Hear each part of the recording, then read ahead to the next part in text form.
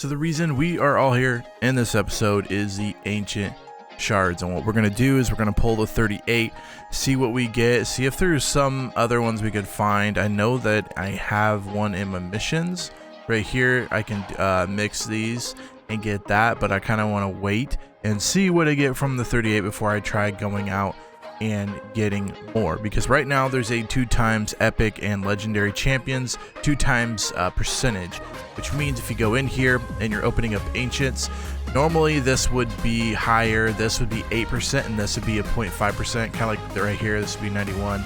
That's what ancients would be, but right now you get the 2x event, so you're getting the 16% on the epics and the 1% on the legendary, and you're also getting a 10% chance at getting Harima. So, and Harima is actually a really good champion to get if you can pull a legendary. I'm mostly doing the 2x. I know that in either in a couple weeks or something they're going to come out with a guaranteed legendary, but normally I would say, well, I'm gonna kind of save up, but I honestly don't know if I'm gonna get to like 140. I think was the last one they had. I don't think I'm gonna get to 140 even in a couple weeks. Like, that's a lot of, you know, ancient shards, especially when I'm not like out here buying them every day. And so it's something I have to think about, and something you need to think about. If you don't think you're going to be able to go to a legendary thing, then you need to be using this 2x, because the 2x is a great time to try to pull legendary champions. You get double, basically double. The math and all that stuff doesn't really actually work out to a double, but that's a whole nother video for a whole nother topic.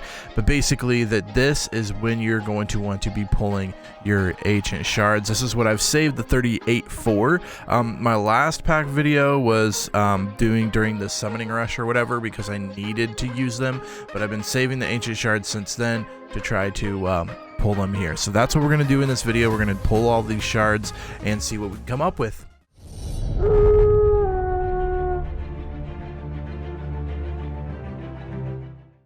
All right, should we just pull 10 at a time, see where we're at? Let's just do the 10. We'll see what we get. We'll go from there. All right. I believe my ancients, okay, not bad. Starting off with 2 epics. I'm happy with that. 8% epics are just really, really good, especially an account like mine where I'm not in game. I'm like mid game, which means there's a lot of epics that I don't have, and actually would really be helpful for me to get. And so right now is the perfect time to pull these, because now I'm getting epics that are going to help build me towards the end game. Mistress, I don't believe I've ever got her yet. Attacks one enemy, heals the ally with the lowest HP, 15% of damage inflicted. You got a continuous heal on the A2. Looks like you can get that down to a 3 turn, and then revives 2 random allies with 50% HP. Revives the 2 random allies with 50 HP. Places a veil on them for 1 turn. That's on a 5 turn cooldown when booked. Definitely a champion that I think would be just kind of I wouldn't say niche, but definitely a champion that, like, there's other champions out there that can do that and probably do it better. The other one is Balthus Droglord, I want to say his name is. He's got a decrease attack on the A1, attacks 1 enemy, 30% of placing the decrease attack buff, so that's not bad. Then we got a decrease crit rate, which is a weird, it's like newer in the game that they're getting this decrease crit rate, which does pretty good when it comes to defenses for the arena, because a lot of arena teams have pretty high crit rate and crit damage, and to be able to take that crit rate away, a lot of builds are spec'd out for 100%. So you throw this in here, and if you book it, it's a 100% chance of placing a 30% decrease rate for 2 turns. So for 2 turns, they're not hitting their crits, which in a lot of teams, that's actually knocking them down, and they're not able to beat the defenses that you put out. So this actually is like for an arena defense team, this would be a good one there. And then the A3 attacks 1 enemy, has 75% chance, 100% chance when booked for a provoke for 2 turns. Also heals this champion by 20% their max HP, so you get the heal there, and it's also a 4 turn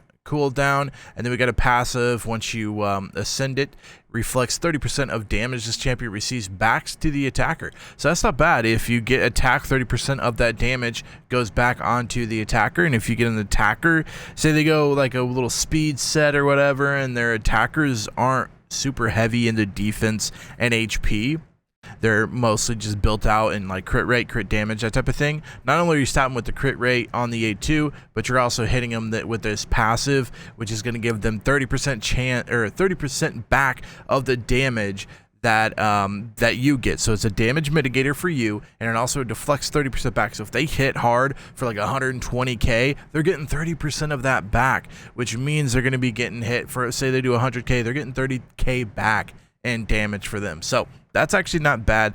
This is definitely a good champion, I would say, for defensive arena.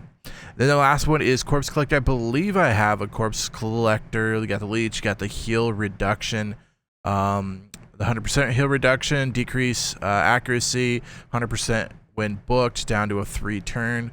And then you got the Poison and Veil, attacks 3 times at random. Each hit has 75% chance, looks like a 100% chance when booked for the Poison debuff for 2 turns, and it places a Veil on this champion for 1 turn, and that looks like it's on a 4-turn cooldown. So not a bad champion, just not something that we really want on our squad. So next 10. Let's hit it. I'm honestly not going to be surprised if we don't hit a legendary, because I think we hit a legendary not too long ago. Jizzo, already got him. Okay. That makes space. All right, let's hit it with the next 10.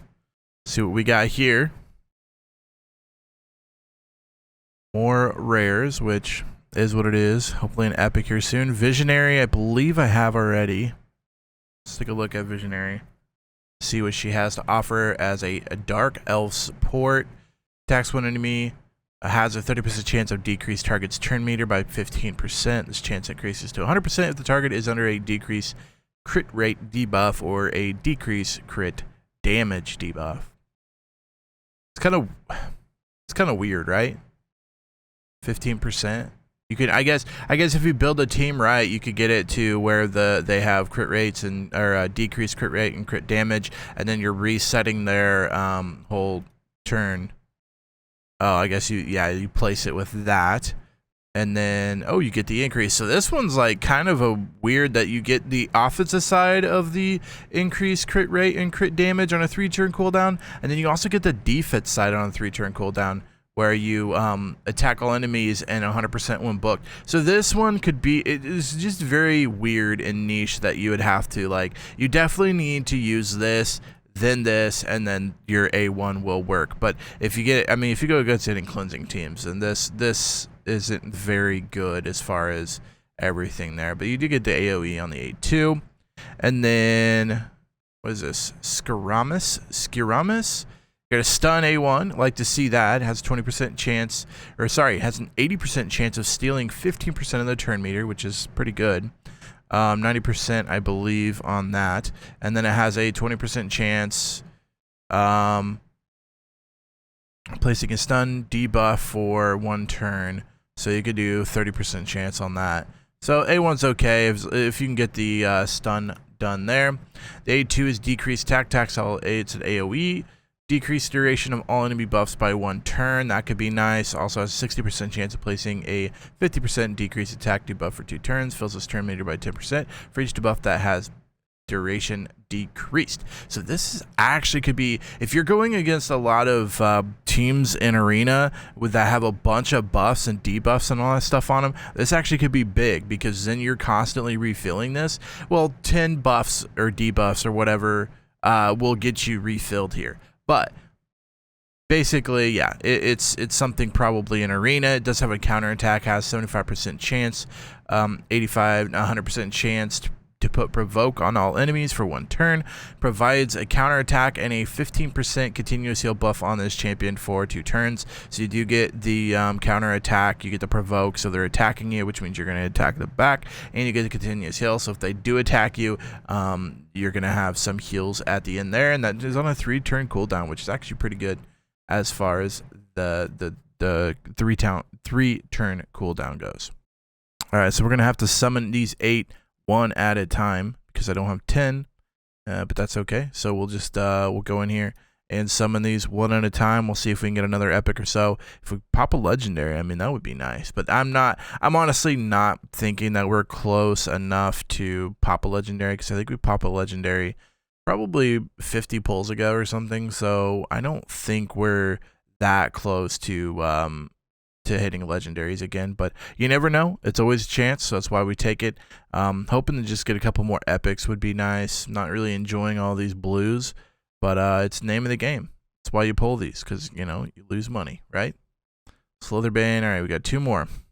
The loading is hopefully telling me it's a legendary. The fact that it's loading, we're hoping that means it's legendary. We'll see. Legendary. Nope, still blue. Well, that didn't help. All right. And then the last one of the pull is an epic. We'll take it. It is Define Center. I don't think I've ever had Define Center before. Attacks one enemy, 50% chance of putting a decreased defense for 2 turns. If 5 or more enemies are alive, does the following attack instead. Attacks all enemies. That's cool. Places 25% increase attack buff on this champion for 2 turns before attacking. So you're getting that. And then attacks 1 enemy. Then attacks all enemies, inflicted damage equal to 50% their max HP if the first hit kills an enemy. The second hit cannot be critical.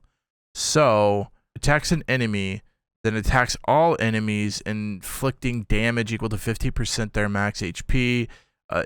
So if you kill an enemy with this, you're gonna get a max, or you're gonna hit all other enemies for 15% their max HP. So it could be good, but again, you're going to have to make sure that the kill is with Define Center to get that. Attacks all enemies, decrease damage increases by 10%. Each enemy alive stacks up to 100%. So, yeah, I'm not too cool about that one. That one's not that good.